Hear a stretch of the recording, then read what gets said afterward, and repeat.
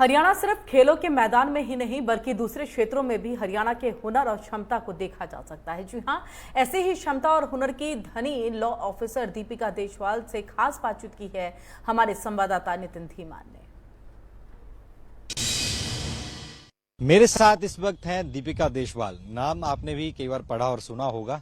UN में 3 बार लगातार भाषण दिया, 150 से ज्यादा जो देश हैं उनके सामने फराटेदार भाषण दिया। बातचीत करेंगे। MH1 में एक्सक्लूसिवली हमारे साथ हैं। बहुत बहुत स्वागत है आपका। Thank you. Deepika ji, UN में 3 बार भाषण देना, किस तरीके से इसको चूज किया जाता है और वहां पर किस तरीके की तैयारी होती है, दर्शकों को समझाएं। जी, सबसे पहले तो मैं जब 2016 था तो I was government officer and was deputed in supreme court, तो पहली बार तब गई थी। लेकिन यूएन में मुझे फर्स्ट टाइम 2018 में बुलाया था। कई ऐसे गर्ल्स के इंसिडेंट्स हुए, अलग अलग केसेस। जैसे एक लड़का था जो पाकिस्तानी लड़का जो लड़कियों को ट्रोल करता था और गंदे गंदे वॉइस मैसेज भेजता था, उसने मुझे भी भेजा था, तो उसको मैंने 1 घंटे के अंदर अरेस्ट करवा दिया था। फिर मेरी जॉब के दौरान काफी ऐसे केसेस आए जो मैंने जॉब के दौरान भी और आउट ऑफ द वे जाके जो जॉब से अलग भी थे वे सॉल्व करे, लड़कियों की मदद की। जैसे एक मैटर में शिवान जिले की लड़की थी, उसको उठा लाए थे, 7th क्लास में थी वो।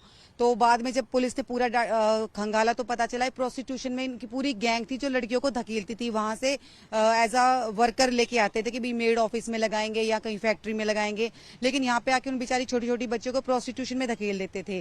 तो ऐसे डिफरेंट केसेस हुए। फिर मुझे थ्रेट भी मिली, पर मैं नहीं डरी। मैंने पूरा आउट ऑफ द वे जाके पुलिस से भी, कोर्ट में भी पूरा उसको परसू किया और उन लोगों को जेल में डलवाया। उसके बाद लॉकडाउन में 10,000 से भी ज्यादा लोगों की मदद की जो छोटे छोटे बच्चे स्टक हो गए थे, उनके पासेस बनवाने में। कई जैसे जो वैष्णो देवी से आ रहे थे, जलंधर में और लुधियाना में फंस गए थे, तो उनको फूड, शेल्टर, दवाई सब कुछ मैंने लुक आफ्टर किया। और जहां मौका मिला मैं पूरा फील्ड में काम किया और भगवान की दया से हम लोगों को किसी को कोरोना भी नहीं हुआ था और पूरी मदद की। तो ये सब ऐसे इंसिडेंट्स हुए थे जो मैंने मदद की। तो यूएन की तरफ से मुझे इन्विटेशन आया, फिर काफी फॉर्म्स, डिटेल्स, रोज के मेल। तो ये फैब या मार्च की बात है। तो उन लोगों ने फिर 3rd टाइम मेरी सब चीजें सिलेक्शन की, फिर मेरे को इनवाइट किया वहां पे भाषण देने के लिए। क्या आपका कंटेंट क्या था भाषण का और कितने देशों को संबोधित किया था आपने? वहां पे 150 से भी ज्यादा देश आए हुए थे और मेरा कंटेंट था women rights and human rights. जो मैंने जो काम किए हैं उनसे रिलेटेड, या फिर जो अवार्ड मिले हैं ये सब। लेकिन मैंने जो काम किया वो अवार्ड वगैरह के लिए नहीं किया, वो मैंने अपनी आत्मा के लिए की, अपनी देशभक्ति के लिए की, अपने देश के लिए किए हैं। इसके अलावा आप हिमाचल सरकार के पैनल में भी हैं। सीएम साहब से मुलाकात हुई कभी? हाँ जी, सीएम साहब ऑलवेज अप्रिशिएट करते हैं और अलग ही सॉफ्ट कॉर्नर हैं। और अभी कल भी उन्होंने मुझे बधाई दी और अभी बुलाया भी है। जैसी दिल्ली आएंगे तो मुझे ऑनर भी करेंगे और अपनी ब्लेसिंग्स भी देंगे। अगला कोर्स ऑफ एक्शन क्या है? अभी यूएन में भाषण दे दिया, अब आगे क्या पाइपलाइन में है? जी, जो वुमेन राइट्स है ना, वो जैसे हमारा फंडामेंटल राइट है कि boy and girl both are equal, but आप रियलिटी देखेंगे तो इम्प्लीमेंटेशन है ना वो जीरो हो जाती है कहीं ना कहीं। आप चाहे वो प्रॉपर्टी राइट्स में देखिए, फिर गर्ल्स को बोल देते हैं कि उनकी शादी कर दी तो बॉयज को, तो लड़की शादी तो आपने लड़के की भी की है, तो लड़का लड़की आप इनको जो माइंड में है ना ये गंदगी दूर करनी पड़ेगी। जो कानून है, जब कानून ने हमें अधिकार दे दिया हर चीज, लेकिन फिर भी कहीं ना कहीं वो जबरदस्ती कल्चर के नाम पे थोपा हुआ कि भाई, पर हमारा कल्चर ये नहीं सिखाता कि पार्शलिटी करें। तो सिर्फ ये एक प्रॉपर्टी राइट में ही नहीं, हर फील्ड में कि लड़की का डिसीजन जो भी है या किसी भी वो फील्ड में जाना चाहती है उस चीज को सहमति दें, उसकी रेस्पेक्ट करें।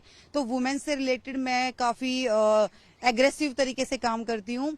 और यूथ के लिए मुझे ये रहता है कि जो अपनी युवा पीढ़ी आप देखें 5-7 साल में कुछ ज्यादा ही नशे की तरफ लिप्त होती जा रही है, खासकर नॉर्थ इंडिया में, पंजाब में और धीरे धीरे हरियाणा में भी फैल गया है। उस चीज के खिलाफ मैं बहुत काम कर रही हूँ कि नशे की तरफ ना जाए। जो हमारी युवा पीढ़ी की एनर्जी है वो पॉजिटिव कामों में यूज हो। पहले देखो आप आर्मी में ज्यादातर नॉर्थ इंडिया में, राजस्थान, हिमाचल, अभी भी इनफैक्ट यही लोग ज्यादा हैं। तो देश की हम सरहदों की रक्षा करने वाला ब्लड है और वही ब्लड अब नशे की तरफ अगर अग्रसर होता तो कितने दुख की बात है। तो हम अपने देश की तरक्की के लिए, अपनी कम्युनिटी के लिए, अपनी फैमिली के लिए अगर ये एनर्जी यूज करेंगे तो ज्यादा बेहतर रहेगा। बात करने के लिए थी दीपिका देशवाल, जिन्होंने अपना एक्सपीरियंस बताया और आगे क्या कुछ किस तरीके से महिला सशक्तिकरण किया जा सकता है वो बताया।